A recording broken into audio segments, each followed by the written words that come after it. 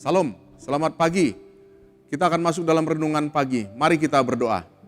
Ya Tuhan, Allah Bapa kami di dalam Yesus Kristus, urapi hati dan pikiran kami ketika kami hendak membaca dan merenungkan firman-Mu. Di dalam nama Tuhan Yesus Kristus kami berdoa. Amin. Bapak Ibu saudara-saudara yang dikasihi oleh Tuhan, ayat yang menjadi bahan bacaan renungan pagi kita pada pagi hari ini terdapat di dalam 2 Tawarikh 26 ayat 1 sampai ayat yang kelima. Dan yang menjadi ayat emasnya adalah pada ayat yang kelima. Firman Tuhan yang berbunyi demikian. Dan selama ia mencari Tuhan, Allah membuat segala usahanya berhasil. Oleh sebab itu maka tema yang saya mau ambil adalah belajar dari keberhasilan Yosua. Bapak Ibu saudara-saudara, semua orang ingin hidupnya berhasil. Ingin menjadi sukses dalam hidupnya. Baik orang Kristen maupun bukan orang Kristen. Terlebih-lebih kita yang disebut dengan umat Tuhan. Oleh sebab itu, maka apakah yang menjadi kunci keberhasilan seseorang? Apakah kunci keberhasilan seseorang oleh karena IQ-nya yang tinggi atau oleh karena kepintarannya? Bisa saja ya, karena dengan kepintarannya dia dapat menggeser orang-orang yang kurang cerdas.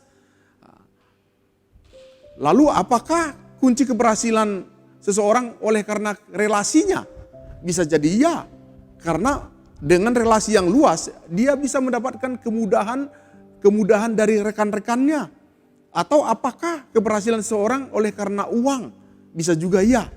Bukankah ada ungkapan yang mengatakan money rules, uang bisa mengatur semuanya. Tetapi Bapak Ibu saudara-saudara, kalau kita memperhatikan firman Tuhan yang kita baca tadi, ada hal yang menarik yang bisa kita selidiki dalam kehidupan Raja Uzia.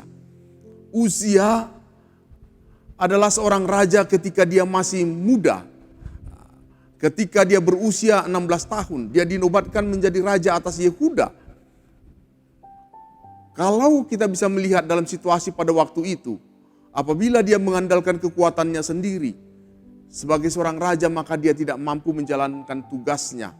Tetapi Bapak Ibu saudara-saudara, ada beberapa hal yang menjadi kunci keberhasilan Raja Uzia. Yang pertama adalah dia melakukan apa yang benar di hadapan Tuhan. Ayat 4a mengatakan ia melakukan apa yang benar di mata Tuhan. Raja Uzia tahu bahwa ada Allah Tuhan yang maha tahu dan maha melihat. Itu sebabnya dalam melaksanakan tugas kepemimpinan kenegaraannya, Uzia melakukan apa yang benar. Dia tidak menyimpang ke kanan dan ke kiri. Karena dia menghormati wibawa Tuhan. Hatinya takut kepada Allah. Hal itulah yang menjadi pagar bagi dirinya untuk tidak melakukan hal-hal yang menyimpang dari kebenaran Allah. Raja Uzia memiliki kesempatan dan peluang yang besar untuk memanfaatkan jabatannya, mendapatkan keuntungan ataupun menggunakan kepintarannya, kekuasaannya untuk melakukan banyak hal. Tetapi dia tidak melakukannya. Dia justru memilih dipimpin secara benar di hadapan Allah.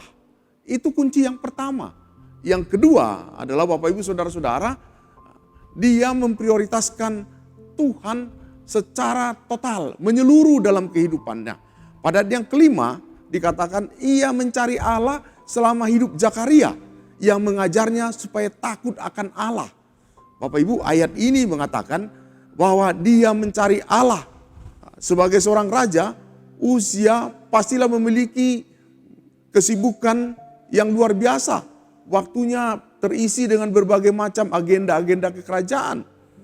Tetapi itu bukan menjadi alasan bagi Uzia untuk tidak memberikan waktunya kepada Tuhan. Justru dia memprioritaskan hidupnya kepada Tuhan. Raja Uzia tahu betul bahwa dia sebagai seorang raja Israel, dia bisa menjadi raja karena kuasa Tuhan yang menyertainya. Itulah sebabnya dia sangat menggantungkan hidupnya sepenuhnya kepada Tuhan. Raja Uzia tahu bahwa dirinya sebagai manusia sangat terbatas dan dia tidak bisa mengandalkan hikmatnya sendiri, tidak bisa mengandalkan kekuatan dan kuasanya sendiri. Itu sebabnya Raja Uzia mencari Tuhan senantiasa. Dia menjadikan Allah menjadi sumber pengetahuan dan hidupnya. Dari apa yang kita bisa lihat di atas, maka kita menemukan bahwa dia berhasil dalam hidupnya oleh karena Tuhan. Mengapa? Bapak Ibu Saudara-saudara. Karena Raja Uzia adalah manusia yang biasa sama seperti kita. Allah lah yang diandalkannya, Allah lah yang diutamakan Raja Uzia. Oleh sebab itu belajar dari kehidupan Raja Uzia. Bapak Ibu Saudara-saudara, jika Allah yang dipercayai oleh Raja Uzia bisa membuatnya berhasil, maka kita juga mengimani dan kita juga mengaminkan bahwa Allah yang sama yang bisa membuat kita berhasil dalam hidup ini. Berhasil dalam karir kita, berhasil dalam pelayanan kita, berhasil dalam keluarga kita. Yang penting, kunci yang kita bisa pelajari dari Uzia adalah dia melakukan apa yang benar di hadapan Tuhan. Dan dia mencari Tuhan dalam hidupnya. Dia memprioritaskan Tuhan secara total. Oleh karena itu Bapak Ibu Saudara-saudara, andalkanlah Tuhan dalam segala hal dalam hidupmu. Dialah yang menjadi jaminan hidup kita sepenuhnya. Ketika Tuhan Yesus menyertai langkah kita, maka banyak perkara-perkara besar, perkara-perkara ajaib yang bisa kita lakukan, yang menjadi kesaksian orang-orang percaya. Dalam Efesus 3:20 mengatakan, bagi dialah yang dapat melakukan jauh lebih banyak daripada apa yang kita doakan atau apa yang kita pikirkan. Seperti yang ternyata dari kuasa yang bekerja di dalam hidup kita. Demikian firman Tuhan. Amin. Mari kita berdoa. Firman-Mu yang mengajarkan kepada kami untuk kami bisa berhasil dalam hidup ini.